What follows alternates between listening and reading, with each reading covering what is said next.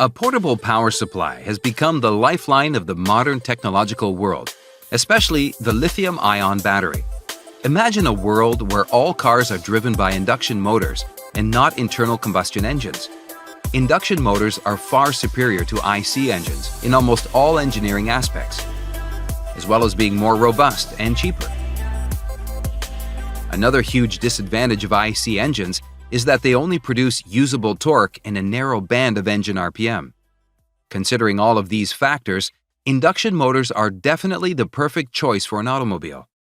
However, the power supply for an induction motor is the real bottleneck in achieving a major induction motor revolution in the automobile industry. Let's explore how Tesla, with the help of lithium-ion cells, solved this issue and why lithium-ion cells are going to become even better in the future. Let's take a Tesla cell out from the battery pack and break it down. You can see different layers of chemical compounds inside it. Tesla's lithium-ion battery works on an interesting concept associated with metals called the electrochemical potential. Electrochemical potential is the tendency of a metal to lose electrons. In fact, the very first cell, developed by Alessandro Volta more than 200 years ago, was based on the concept of electrochemical potential.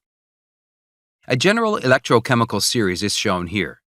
According to these values, lithium has the highest tendency to lose electrons, and fluorine has the least tendency to lose electrons. Volta took two metals with different electrochemical potentials, in this case zinc and silver, and created an external flow of electricity. Sony made the first commercial model of a lithium-ion battery in 1991. It was again based on the same concept of electrochemical potential. Lithium, which has the highest tendency to lose electrons, was used in lithium-ion cells. Lithium has only one electron in its outer shell and always wants to lose this electron. Due to this reason, pure lithium is a highly reactive metal. It even reacts with water and air.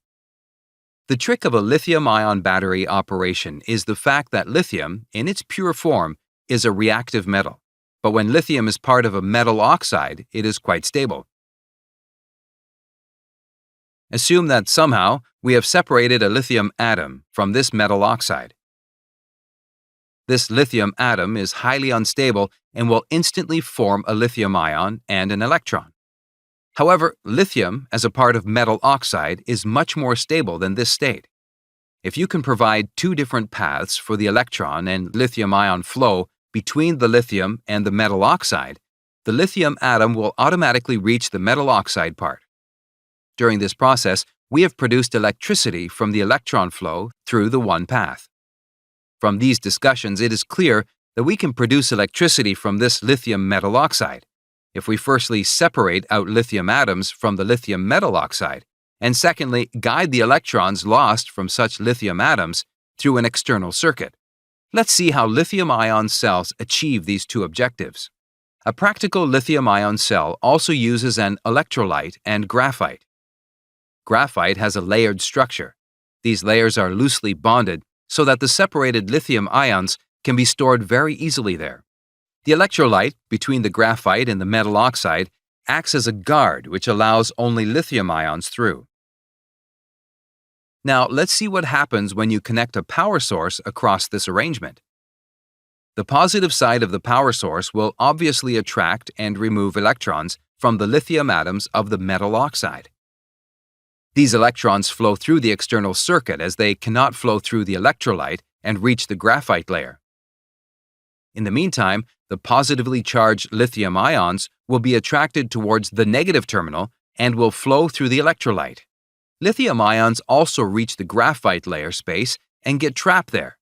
Once all the lithium atoms reach the graphite sheet, the cell is fully charged. Thus, we have achieved the first objective, which is the lithium ions and electrons detached from the metal oxide. As we discussed, this is an unstable state, as if being perched on top of a hill.